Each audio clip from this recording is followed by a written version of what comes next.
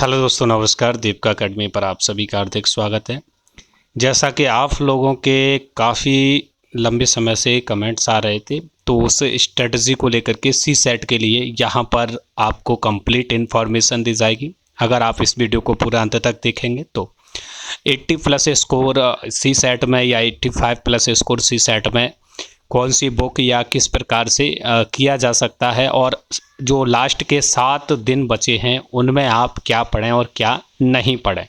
आपने अभी तक क्या पढ़ा और कहाँ से पढ़ा, उससे मुझे कोई वो नहीं है कि आपने कहाँ से पढ़ा, कैसे पढ़ा, लेकिन जो मैं इसमें बताने जा रहा हूँ वो एकदम ऑथेंटिक जानकारी होगी आप सभी के लिए।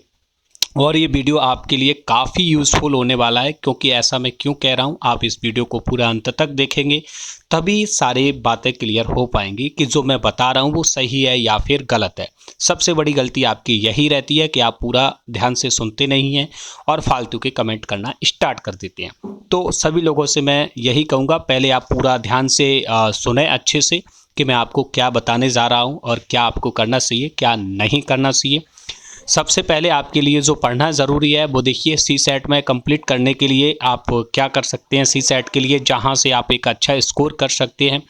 मैथ्स की अगर बात करें तो मैथ्स में सबसे पहले आपको देखिए, अगर एक प्रश्न आता है तो 5 नंबर का आता है, वो दंडारेख कह सकते हैं या पाई चार्ट कह सकते हैं।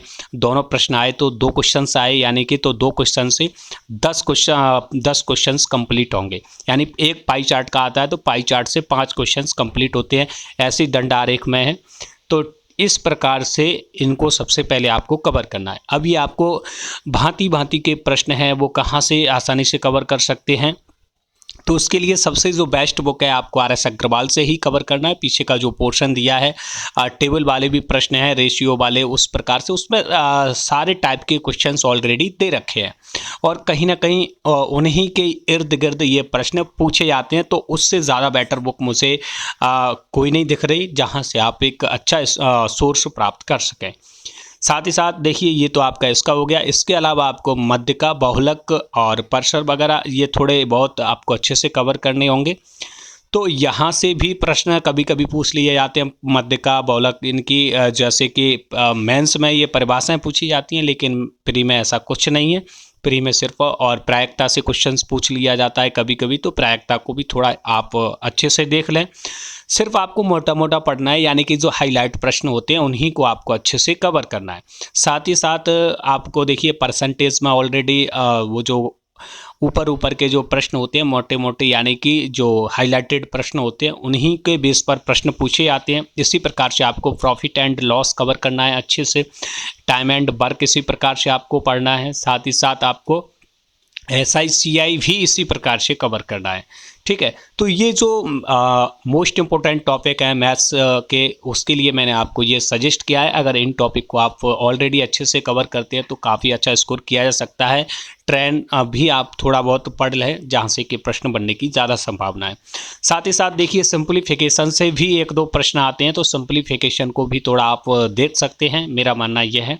और इंग्लिश में एक्टिव पैसिव वगैरह से टेंसेस से कुछ क्वेश्चंस बनते हैं और लॉजिकली क्वेश्चंस होते हैं, यानी कि हिंदी में उसका अर्थ क्या है, इस प्रकार से भी कुछ प्रश्न पूछ लिए जाते हैं समानार्थी करके, ऐसे कि इसके लिए क्या, कौन सा इसमें से वर्ड यूज होगा। तो इस प्रकार के भी प्रश्न पूछे जाते हैं। तो इसके लिए मैं आपको सजेस्ट करूंगा, किरण पब्लिकेशन की जो बेस्ट बुक आती है सॉल्व्ड पेपर सी सेट, उसमें 8 से 10 वर्षों के ऑलरेडी दे रखे हैं। साथ ही साथ अभी तक के प्री एग्ज़ाम जो भी उगे हैं आपके 15 से 20 वर्षों के, वो भी उसमें ऑलरेडी दे रखे हैं। तो उस बुक को अगर आप कवर करते हैं या पढ़ते हैं रिवीजन के तौर पर या जैसे भी, और ये फॉरेस्ट वालों के लिए काफ़ी अच्छा वीडियो है। फॉरेस्ट की तैयारी कर रहे हैं उन्हीं में कह सकते हैं, उन्हीं के लिए जो मार्क्स हैं सी सेट के वो इंक्लूड होते हैं, बाकी के लिए क्वालिफाइंग रहता है। ठीक है, तो ये जानकारी आपने पूछी थी, उसी के आधार पर मैंने ये जानकारी आज आपको दी है। और समय के साथ साथ मैं इसको नहीं कर पाया था, लेकिन आज मैंने सोचा ये बहुत ज़रूरी है और आप लोगों की डिमांड के आधार पर। साथ ही साथ एक बात और आप अच्छे से सुनेंगे, वो ये है अपठित गद्यांश, उसमें से काफ़ी अच्छे से किस प्रकार से सॉल्व किए जाते हैं। तो आप उसमें से अगर सॉल्व करते हैं तो कहीं ना कहीं वो भी आपके लिए बेटर रहेगा। और अपने गद्यांश के जो नंबर्स हैं उसी में से उसी का आंसर देना होता है। इसी प्रकार से कुछ केस स्टडी के भी प्रश्न पूछे जाते हैं, तो उसमें भी मेरा मानना ये है 5 से 10 क्वेश्चंस रहते हैं, ठीक है। तो उनका भी आपको उसी में से आंसर देना होता है। तो वो कहीं ना कहीं आप जितना प्रैक्टिस करेंगे उतने ही आप उसमें परिपक्व होते जाएंगे। अगर बात करें टेस्ट सीरीज़ के रूप में किसको लगाएं या टेस्ट प्रैक्टिस सेट के लिए कौन सी बुक खरीदें, तो सबसे जो बेस्ट बुक है प्रेजेंट टाइम में वो हरिहंत पब्लिकेशन की है सी सेट के लिए। आप उसमें से आसानी से तैयारी कर सकते हैं, क्योंकि उसमें काफ़ी अच्छे क्वेश्चंस को इंक्लूड किया गया है, साथ ही साथ बहुत ही अच्छे तरीके से समझाने की कोशिश की गई है।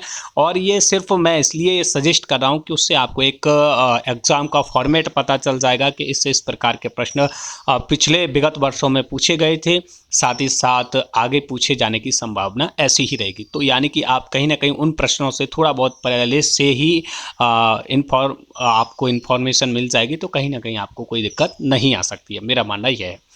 उम्मीद है दोस्तों ये वीडियो आपको काफ़ी पसंद आएगा, ज़रूर आएगा, मेरा मानना ये है। अगर वीडियो अच्छा लगे तो वीडियो को लाइक और शेयर ज़रूर करें, और अगर आप चैनल पर पहली बार विजिट कर रहे हैं तो चैनल को सब्सक्राइब ज़रूर कर लेना है। मैं ऐसा इसलिए कह रहा हूँ क्योंकि मैं बीच में और भी काफ़ी टिप्स देता रहता हूँ, जो लगातार मैंने अपने अनुभव एक्सपीरियंस में किया है, काफ़ी कुछ मैंने झेला है और आप लोगों के साथ वही शेयर करता रहता हूँ। फालतू लोग जो कमेंट करते हैं उससे मुझे कोई फ़र्क नहीं पड़ता, कौन क्या बोल रहा है, बोलते रहो, लोगों का काम बोलना है, बोलते रहो। आपको अच्छा लगेगा तो आप देखोगे, नहीं अच्छा लगेगा तो आप मत देखा करो। मैं खुल के बोल रहा हूँ, आपको देखने की, मुझे सुनने की कोई ज़रूरत नहीं है। आप अपना टाइम वेस्ट बिल्कुल ना करें, ठीक है। मैं ही मूर्ख हूँ, आप यही मानकर चलें। आपको मुझे देखने की कोई आवश्यकता बिल्कुल नहीं है, ठीक है। फिर मिलते हैं अपन नेक्स्ट वीडियो में। अगर कोई भी नया अपडेट आएगा, अगर अच्छा लगे तो लाइक ज़रूर करना। धन्यवाद।